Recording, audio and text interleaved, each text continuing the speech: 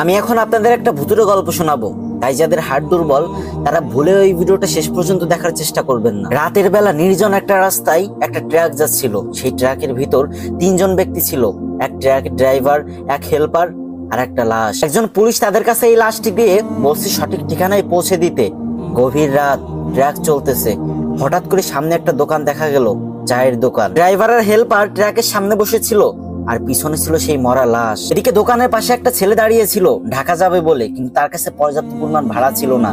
তাই সে ট্রাকের উপর উঠে পড়লো এবং অন্ধকারে কিছু দেখতে না পেয়ে উঁচু লাশের উপর বসে পড়লো। ট্রাক আবারও আপন গতিতে চলতে লাগলো। কিছুক্ষণ পরে লাশের উপর বসে থাকা ছেলেটি একটা সিগারেট ধরালো। একটু পরে ড্রাইভার হেল্পারকে বললো, এই দেখ তো লাশটা ঠিক আছে নাকি।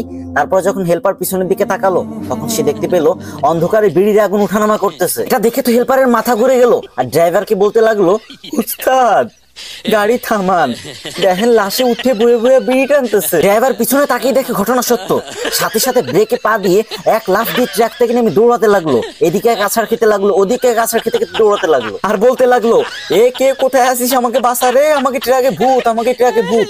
কথা কি ক্লিয়ার না ভেজাল? আর এইটা শুনে তো ট্রাকের লাশের উপর যে ছেলেটা বসেছিল তার তো মাথা ঠিক নাই, সে তো ভয় একদম শেষ। সেও নামে তাকে পিছন পিছন দৌড়াতে লাগলো। এটা দেখে হেল্পার ড্রাইভারকে বলতে লাগলো, খাইছে রে উস্তাদ, লাশে দেখি বিড়ি হাতে নিয়ে দৌড়ানি দিছে। কি বলছিলাম না, ভিডিওটা শেষ পর্যন্ত দেখো না। এই পারভেজ ভাই তোমাদের ভয় দিতে চায় না, সে চাই দিন শেষে তোমরা যেন একটু হাসতে পারো মন খুলে। যদি ভিডিওটা দেখে তোমার একটু ভালো লেগে থাকে তাহলে একটা শেয়ার করে একটা কমেন্ট করে যাও।